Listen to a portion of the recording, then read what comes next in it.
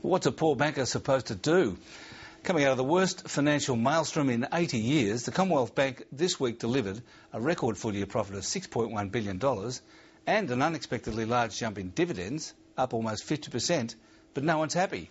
Investors dumped the stock and the public called for a bank super profits tax. I spoke to the Commonwealth's boss, Ralph Norris, after the dust from his results had started to settle. Well, Ralph Norris, you've had a big profit, a record profit, $6.1 billion, but it was all in the first half, wasn't it? The second half wasn't so good. There's no doubt that the second half has been more difficult on two counts, really. I mean, the first count is that deposit pricing has been significantly more competitive in the second half, particularly in the first quarter of the second half. And then as the half progressed, we did see a slowing in demand. So, there's been a softness in business conditions as well. So those two things together have put a bit of pressure on the business during the second half. And is that why you're quite cautious now about the outlook?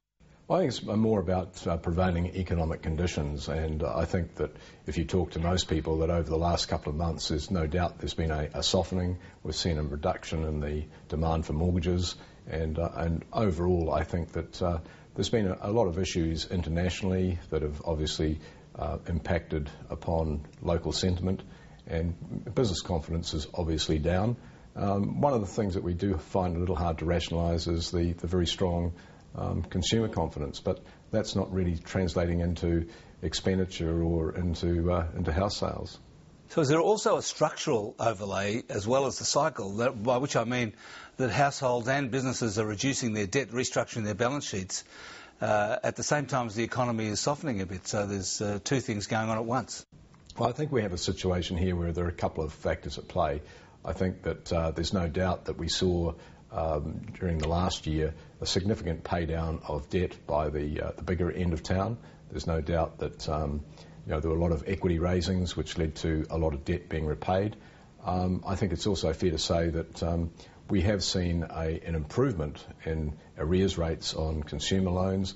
We have seen an increase in deposits. So there's no doubt that I think that people are being a bit more cautious in approach to personal balance sheets, and I think small business and the like are taking a view that economic conditions are still somewhat uncertain, and therefore are not embarking upon any major projects, etc. So I think there's a combination of factors there, but when we look at the underlying performance of the Australian economy, it is performing very well.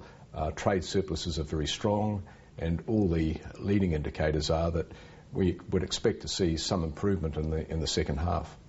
Yeah, but that's not particularly relevant to you if you're not if no one's borrowing any money.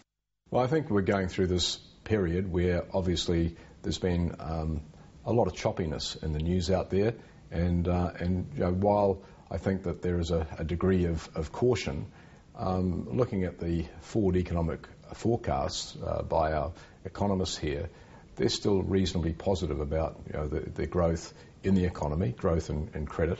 But I think that it's fair to say that we're going through a period of some caution. And there's been a lot of unhappiness with the amount of money you made, $6 billion or so. Now, you'd probably say, well, you've got to relate that to assets and capital and so on, but in fact, the number has got the politicians jumping along with everyone else. Well, I think, as I made the point at the results presentation, this is a very big business. It has assets, that is loans, of approaching $650 billion. And if you look at what is regarded as the international benchmark for reasonable returns by banks, a 1% return on those assets after tax is regarded as being reasonably appropriate. And in our situation, we're a little bit under that. So I don't see that the profit is exorbitant in relation to the size of the business. The business is a very big business, and as a result of that, you'd expect to see a profit number that was of a comparative. Well, of course, you would say that, but I mean, the government has shown a propensity to impose a super profits tax on the mining companies. Do you have any concerns that they'll do that to the banks? Well, certainly as far as profits taxes on miners, etc., I mean, that was all about resources that are fundamentally owned by Australian citizens, and I think it's fair to say that the commentary that the Treasurer has made this week is that he would not see the necessity for placing a super tax on banks. I guess the other question is Bank West, the acquisition. You lost 10% of their loan book, or at least 10% of their loan book has disappeared. So you mustn't be happy with that. Well, I think I'm not happy about that, obviously, Alan, but I think it's fair to say that we bought that bank at a very good price. So the price to book after the pre-acquisition or post-acquisition adjustments was 0.7 times book. What this has done is effectively taken it back to the original offer price of 0.8 times book. And while I'm not happy about that, it's still a very good buy. And if I had the opportunity to buy more banks at that sort of price, even with the problems that we've obviously found inside Bank West, I'd do it all over again. Yeah, but are you sure you found all the crook loans in Bank West?